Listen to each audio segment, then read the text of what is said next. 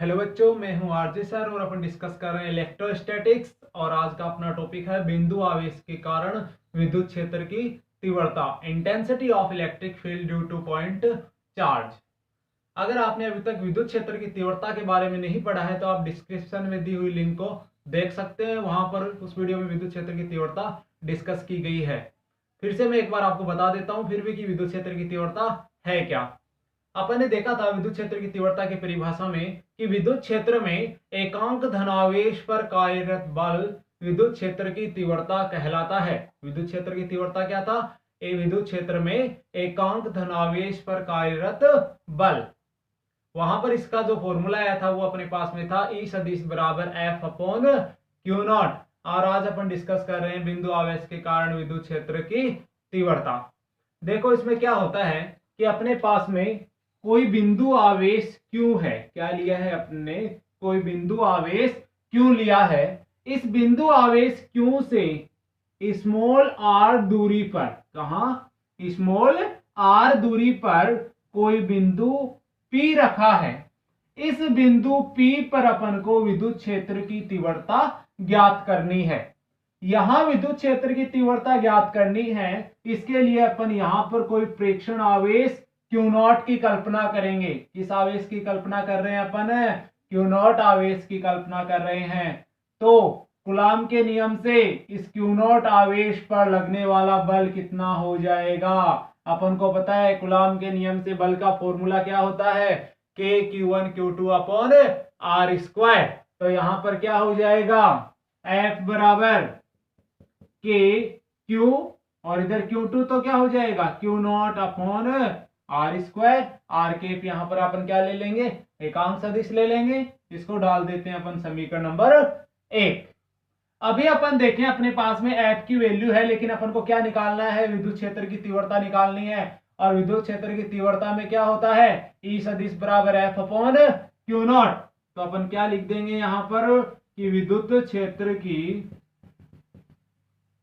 तीव्रता की परिभाषा से, और विद्युत क्षेत्र की तीव्रता की परिभाषा जब अपन ने पढ़ी तो अपने पास में एक फॉर्मूला आया था E सदिश बराबर F अपॉन Q0। इसे अपन दे देते हैं समीकरण 2।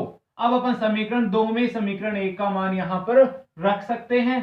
तो समीकरण 1 व 2 से अपने पास में क्या वैल्यू आ जाएगी? E सदिश बराबर, यहां पर F की वैल्यू क्या हो गई है? K Q0 upon r square into अपन इधर क्या ले लेंगे? Q0 ले लेंगे। Q0 से Q0 यहां कैंसिल हो जाएगा। अपने पास में क्या बचेगा? E सदिश बराबर के क्यू अपॉन आर स्क्वायर। अगर चाहो तो यहां पर आर के क्या ले सकते हो? एकांक सदिश ले सकते हो। तो किसी बिंदु आवेश के कारण विद्युत क्षेत्र की तीव्रता की अगर अपन बात करेंगे तो वहां पर कौन सा फॉर्मूला काम में लोगे? हमेशा के क्यू अपॉन आर स्क्वायर। और ये फॉर्मूला कहां से आया? कूलाम के नियम के जो अपन ने बल पढ़ा था वहां पर, उससे और विद्युत क्षेत्र की तीव्रता से। क्या किया है अपन ने इसमें कि कोई बिंदु आवेश क्यों लिया है, इससे स्मॉल आर दूरी पर कोई बिंदु P रखी है। इस बिंदु P पर विद्युत क्षेत्र की तीव्रता की कल्पना करनी है, अपन को यहाँ पर गणना करनी है। तो यहाँ पर अपन Q0 आवेश की कल्पना कर लेते हैं। तो इस Q0 आवेश पर लगने वाला बल क्या हो जाएगा? K Q0 upon r square. और तीव्रता की परिभाषा E सदिश बराबर F अपॉन Q0। तो अपने पास क्या फॉर्मूला आएगा? E सदिश बराबर K Q upon r square. ये तो बात थी बिंदु आवेश के कारण विद्युत क्षेत्र की तीव्रता की। अगर अब अपन डिस्कस करें कि आवेशों के निकाय के कारण विद्युत क्षेत्र की तीव्रता कितनी होती है। अगर अपन आवेशों के निकाय के कारण विद्युत क्षेत्र की तीव्रता की बात करेंगे तो अपन को पता है वहां पे कौन सा सिद्धांत लगेगा? अध्यारोपण का सिद्धांत लगेगा। और अध्यारोपण के सिद्धांत में क्या काम में लिया जाता है? F सदिश बराबर F1 सदिश प्लस F2 सदिश प्लस F3 सदिश प्लस Fn सदिश तक अपन काम में लेते हैं। वहां पर बल की बात कर रहे थे अपन, यहां पर विद्युत क्षेत्र की तीव्रता की बात कर रहे हैं। तो विद्युत क्षेत्र की तीव्रता का फॉर्मूला क्या हो जाएगा अध्यारोपण के सिद्धांत से आवेशों के निकाय के लिए? वो हो जाएगा E सदिश बराबर E1 सदिश प्लस E2 सदिश प्लस E3 सदिश प्लस En सदिश हो जाएगा। अपने पास में देखें कि E1 सदिश है और E बराबर क्या आया था अपने पास में? K Q upon r square into r के। तो अपन क्या ले लेंगे इसको कि Q1 अपॉन R1 स्क्वायर इधर हो जाएगा R1 के। ऐसे ही अपन ले लेंगे कि Q2 अपॉन R2 स्क्वायर इधर हो गया R2 के। ऐसे ही और हो जाएगा कि Q3 अपॉन R3 स्क्वायर इधर हो जाएगा R3 के। ऐसे ही और अगर अपन n विद्युत क्षेत्र की तीव्रता ज्ञात करें nवें आवेश के लिए तो यहां पर क्या हो जाएगा कि Qn अपॉन Rn स्क्वायर, साथ में क्या हो जाएगा Rn केप हो जाएगा।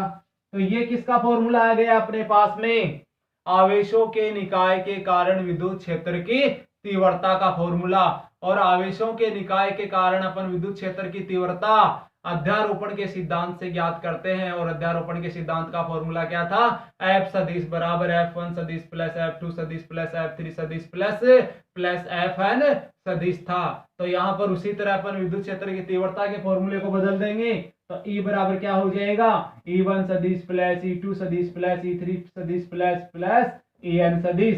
तो E सदिश बराबर यहाँ पर E का मान क्या था अपने पास में KQ अपॉन R स्क्वायर। तो यहाँ पर Q1 आवेश के कारण, Q2 आवेश के कारण, Q3 आवेश के कारण। ऐसे ही KQN किसके कारण आ जाएगा, nवें आवेश के कारण विद्युत क्षेत्र की तीव्रता का फॉर्मूला आ जाएगा। तो ये फॉर्मूले थे अपने पास में विद्युत क्षेत्र की तीव्रता के।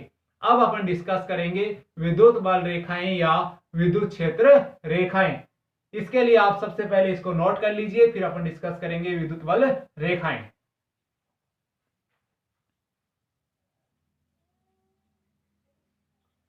अपना अगला पॉइंट है विद्युत बल रेखाएं, विद्युत क्षेत्र रेखाएं, इलेक्ट्रिक फील्ड लाइंस और इलेक्ट्रिक फोर्स लाइंस। अपन देखते हैं विद्युत बल रेखाएं होती क्या हैं। तो देखो, विद्युत क्षेत्र में एकांक धनावेशों द्वारा, विद्युत क्षेत्र में एकांक धनावेशों द्वारा अपनाए गए पथों को, एकांक धनावेशों द्वारा अपनाए गए पथों को विद्युत बल रेखाएं कहते हैं। ये तो हो गई एक परिभाषा। अगर अपन दूसरी परिभाषा की बात करें तो वे काल्पनिक रेखाएं, किनकी बात कर रहे हैं अपन, काल्पनिक रेखाओं की बात कर रहे हैं। वे काल्पनिक रेखाएं जिनके किसी भी बिंदु पर खींची गई स्पर्श रेखा, मैं यहां कोई स्पर्श रेखा खींच दूं, जिसके किसी भी बिंदु पर खींची गई स्पर्श रेखा उस बिंदु पर विद्युत क्षेत्र की तीव्रता को व्यक्त करती है। किसको व्यक्त करेगी, विद्युत क्षेत्र की तीव्रता को व्यक्त करेगी। ऐसी जो विद्युत बल रेखाएं होंगी वो कौन सी बल रेखाएं होंगी, विद्युत बल रेखाएं कहलाएंगी। अभी अपन बात करें विद्युत बल रेखाओं के गुणधर्म की। तो विद्युत बल रेखाओं के गुणधर्म में दो प्रॉपर्टीज अपने पास में निकल कर आती हैं इसकी परिभाषा से। पहली बात, वे काल्पनिक रेखाएं, इसका मतलब विद्युत बल रेखाएं कैसी होती हैं, विद्युत बल रेखाएं काल्पनिक होती हैं। तो मैं पहला पॉइंट डाल देता हूं कि विद्युत बल रेखाएं काल्पनिक होती हैं। इसी के आगे अपन ने क्या बोला था, वे काल्पनिक रेखाएं जिसके किसी भी बिंदु पर खींची गई स्पर्श रेखा उस बिंदु पर विद्युत क्षेत्र की दिशा को व्यक्त करती है। तो विद्युत बल रेखाओं के किसी भी बिंदु पर खींची गई स्पर्श रेखा किसको व्यक्त करेगी, विद्युत क्षेत्र की दिशा को व्यक्त करेगी। ये हो गया अपने पास में नंबर 2 पॉइंट। ये कोई यहाँ पर विद्युत बल रेखा है, यहाँ पर अपन कोई स्पर्श रेखा खींच दें तो ये किसको बताएगी, यहाँ पर विद्युत क्षेत्र की दिशा को बताएगी। नंबर 3 अपन बात करें कि बिंदु धनावेश के कारण, ये अपने पास में कोई बिंदु धनावेश है, यहाँ पर बिंदु ऋणावेश है। तो बिंदु धनावेश के कारण विद्युत बल रेखाएं बाहर की ओर कहां जा रही हैं, बिंदु धनावेश के कारण विद्युत बल रेखाएं बाहर की ओर जा रही हैं। और बिंदु ऋणावेश के कारण विद्युत बल रेखाएं अंदर की ओर आती हुई प्रतीत होती हैं। इधर से किधर जा रही है, बिंदु धनावेश से तो बाहर की ओर जाएगी और बिंदु ऋणावेश के अंदर की ओर आएंगी। ये थे तीसरी पॉइंट की बात। नंबर 4 अपन बात करें, यहां पर विद्युत बल रेखाएं धनावेश से दूर जा रही है, इसका मतलब धनावेश से प्रारंभ होती हैं, ऋणावेश की ओर आ रही है, इसका मतलब ऋणावेश पर समाप्त होती है। तो नंबर 4 पॉइंट क्या हो जाएगा, विद्युत बल रेखाएं धनावेश से प्रारंभ होकर ऋणावेश पर समाप्त होती हैं। नंबर 5वें पॉइंट की अगर अपन बात करें तो मैं बोलूंगा कि दो विद्युत बल रेखाएं कभी भी आपस में काटती नहीं है। बहुत अच्छा क्वेश्चन बनता है यहां से कि क्या दो विद्युत बल रेखाएं आपस में काटती हैं, हाँ या ना, और क्यों। तो दो विद्युत बल रेखाएं कभी भी आपस में काटती नहीं है। क्यों नहीं काटती हैं आपस में? क्योंकि दो विद्युत बल रेखाएं अगर आपस में काटेंगी तो उनके कटान बिंदु पर विद्युत क्षेत्र की दो दिशाएं बन जाएंगी, और अगर दो दिशाएं एक ही बिंदु पर बन गई तो ऐसा संभव नहीं है। तो देखते हैं अपन कि अपने पास में दो विद्युत बल रेखाएं ये एक दूसरे को काट रही हैं। अगर दो विद्युत बल रेखाएं एक दूसरे को काटेंगी तो कटान बिंदु पर क्या हो गया, यहां पर ये लो एक दिशा इधर हो गई, एक इधर हो गई, तो एक ही बिंदु पर दो दिशाएं मिल रही हैं, और ऐसा संभव नहीं है। नंबर 6 पॉइंट की अपन बात करें कि मान लो कहीं पर विद्युत बल रेखाएं पास पास हैं। अगर कहीं विद्युत बल रेखाएं किसी जगह पास पास हो तो वहां पर प्रबल विद्युत क्षेत्र होता है। विद्युत बल रेखाएं पास पास होंगी तो कौन सा विद्युत क्षेत्र होगा? प्रबल विद्युत क्षेत्र होगा। तो यहां पर कौन सा विद्युत क्षेत्र हो गया है? ये प्रबल विद्युत क्षेत्र हो गया है। और ऐसे ही अगर मान लो कि यहां विद्युत बल रेखाएं दूर दूर होती तो दुर्बल विद्युत क्षेत्र हो जाएगा। ये लो मैं यहां पर दूर दूर कर देता हूं, ये लो पहले की तुलना में ये दूर दूर हो गई है, तो पहले की तुलना में विद्युत क्षेत्र कैसा हो गया है? यहां पर दुर्बल विद्युत क्षेत्र हो गया है।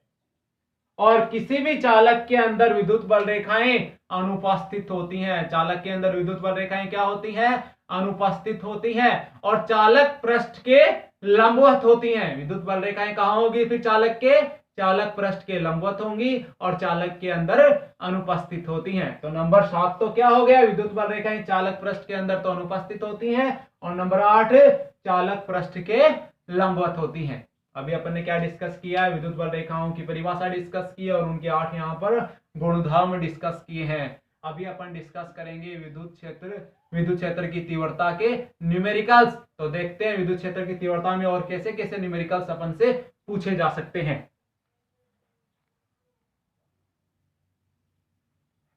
अभी आपके सामने बोर्ड पे एक न्यूमेरिकल लिखा हुआ है कि निर्वात में एक इलेक्ट्रॉन के कारण, किसकी बात कर रहा है? निर्वात की बात कर रहा है कि एक इलेक्ट्रॉन के कारण 1 मीटर दूरी पर विद्युत क्षेत्र की तीव्रता ज्ञात कीजिए। तो अपन को क्या क्या दिया गया है सबसे पहले अपन वो नोट कर लेते हैं, उसके बाद में अपन न्यूमेरिकल को स्टेप बाय स्टेप सोल्व करेंगे। तो अपन को दिया गया है इस क्वेश्चन में एक इलेक्ट्रॉन के कारण, इसका मतलब क्यू का मान अपन को दे दिया है 1.6 गुणा 10 की घात -19 कूलम।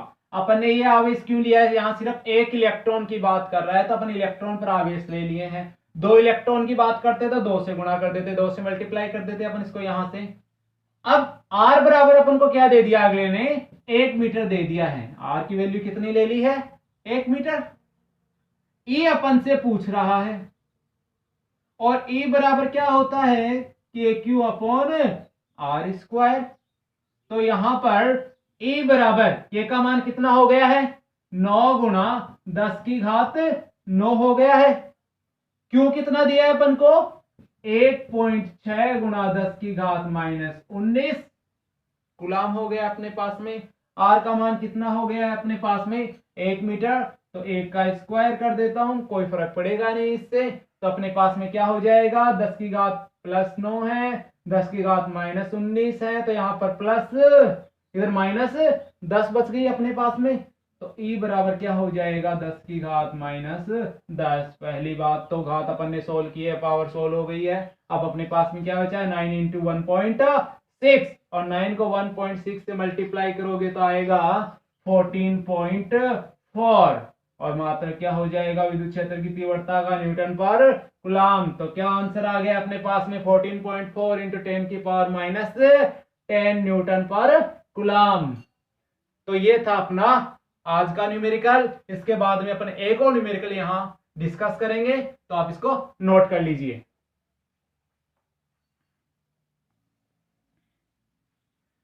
हाँ तो बच्चों, अपने पास में जो अगला न्यूमेरिकल है वो है कि हीलियम नाभिक के कारण, किसकी बात कर रहा है? हीलियम नाभिक की बात कर रहा है। हीलियम नाभिक के कारण 1 एंगस्ट्रॉम दूरी पर विद्युत क्षेत्र की तीव्रता ज्ञात कीजिए। हीलियम नाभिक दे दिया अपन को, दूरी आर का मान 1 एंगस्ट्रॉम दे दिया है, और क्या पूछ रहा है, ई का मान अपन से पूछा जा रहा है। इस बार अपन को आवेश नहीं दिया है, लेकिन अपन को पता है कि हीलियम नाभिक की बात कर रहा है, तो हीलियम नाभिक के अंदर कितने इलेक्ट्रॉन, हीलियम के अंदर कितने इलेक्ट्रॉन होते हैं, हीलियम में 2 इलेक्ट्रॉन होंगे, तो 1 इलेक्ट्रॉन के कारण आवेश का मान कितना होता है, 1.6 गुणा 10 की घात -19 कूलम। तो यहाँ पर 2 इलेक्ट्रॉन है, तो अपन इसको 2 से मल्टीप्लाई कर लेंगे। तो सबसे पहले जो अपन को दिया गया अपन उसको नोट कर लेते हैं। अपन को क्या क्या दिया गया यहाँ पर, Q बराबर 2 इलेक्ट्रॉन, हीलियम नाभिक है तो 2 इलेक्ट्रॉन हो गए हैं, तो क्या हो जाएगा 2 गुणा 1.6 गुणा 10 की घात -19 कूलम हो जाएगा। और आर का मान कितना दे दिया अपन को, 1 एंगस्ट्रॉम दिया है, मतलब 10 की घात -10 मीटर हो गया। पूछा क्या गया है, विद्युत क्षेत्र की तीव्रता अपन से पूछी गई है, और विद्युत क्षेत्र की तीव्रता का फॉर्मूला क्या हो जाएगा, KQ/R² हो जाएगा। K का मान अपन को पता है कितना होता है, 9 गुणा 10 की घात 9 होता है। Q का मान अपन को यहाँ पर दिया गया है, R की वैल्यू भी अपन को दी गई है, तो अपन इसको आसानी से यहाँ सोल्व कर सकते हैं। तो देखो E का मान क्या हो जाएगा अपने पास में, 9 गुणा 10 की घात 9 गुणा आवेश Q का मान कितना दे दिया है अपन को, 2 गुणा 1.6 गुणा 10 की घात -19 कूलम यहाँ अपन को दिया है, और साथ में अपन को क्या दे दिया, R की वैल्यू 10 की घात -10 का स्क्वायर हो गया, तो अपन इसको ले लेते हैं 10 की घात -10 का स्क्वायर, और 10 की घात -10 यहाँ पर हो गई है 10 की घात -20, 10 की घात -20 ऊपर जाएंगे तो 10 की घात -20 प्लस 29 -10 है यहाँ पर, तो -20 हो गया, -20 ऊपर गया तो +20 +20 और +9 +29 +29 और -19 +10, पावर अपनी 16 हो गई है। कितनी बची है अपने पास में, 10 की पावर 10 बची है, और साथ में अपने पास में क्या बचा है यहाँ पर, 9 × 2 18 हो गया, 18 × 1.6 ये हो जाएगा 28.8 ×